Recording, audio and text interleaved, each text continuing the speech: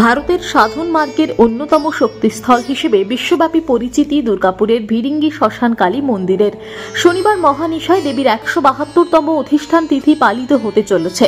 দেবী এখানে সদানন্দময়ী মা। ১২২১ বঙ্গাব্দে জঙ্গলাকীর্ণ ঘোর শ্মশানে তালপাতার ছাউনি দিয়ে দেবীর মন্দির প্রতিষ্ঠা করেন মহাতন্ত্র সাধক গৃহী যোগী গুরুদেব অক্ষয় কুমার রায়।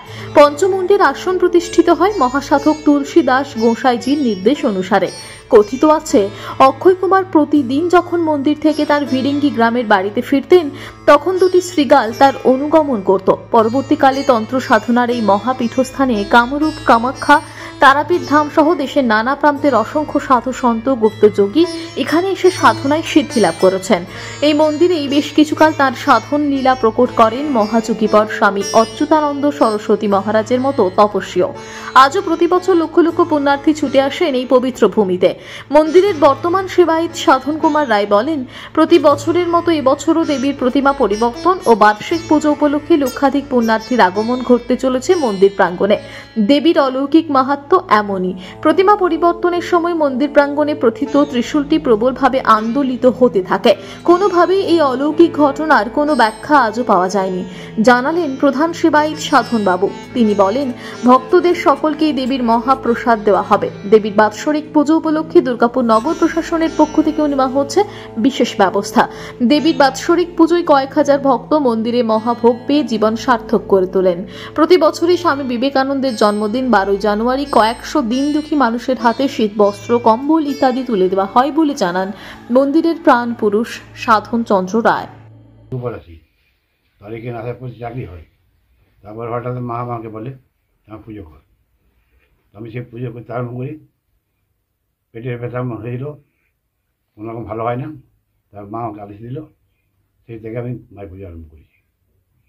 এইভাবে কি এখানে স্থাপিত করেছিলেন? এখানে প্রথম থেকে আরম্ভ করেছি 1982 সাল থেকে। এ নিয়ে এখানে তার পুজো হচ্ছে, এখানে পুজো হচ্ছে। এরপর আমার কোনো কোয়ার্টার দিলে, ভালো ভালো কোয়ার্টার, আমি যাইনি। আমি মঙ্গল বলে তুই যাবি না, তুই এখানে থাক। সেই জন্য এখানে এখন পর্যন্ত 82 থেকে এখন পর্যন্ত আমি নেই এখানে। কোথায় সার্ভিস করতেন? আমি তো ডিএসপিতে ফার্নিচার ছিলাম, ওয়েল্ডার। প্রচুর ব্যাপার। আর এখানকার 400 ছেলে মেয়ে, 4000 ছেলে মেয়ের সেই বাচ্চা এখান থেকে হয়েছে। আমি একটা পয়সা কাউকে চাই না, মার আদেশে যে যা যা দেয় সেভাবে চলে। এই যে পুজো দেখছেন, প্যানেল দেখছেন, আমি একটা পয়সা কাউকে চাই না।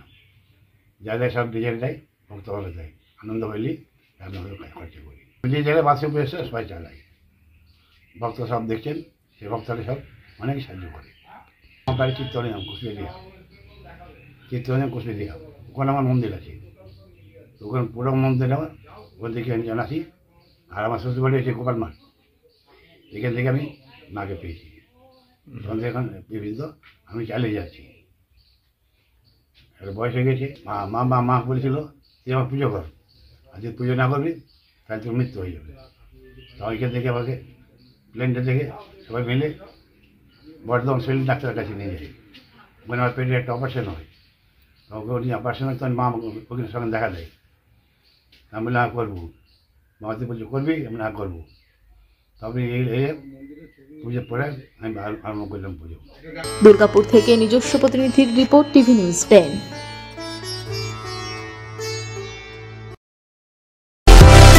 সুলভে সঠিক চিকিৎসার একমাত্র প্রতিষ্ঠান বিবেকানন্দ হসপিটাল। 24 ঘন্টা emergency service, blood bank, trauma care. আপনাদের সেবায় আমরা তৎপর।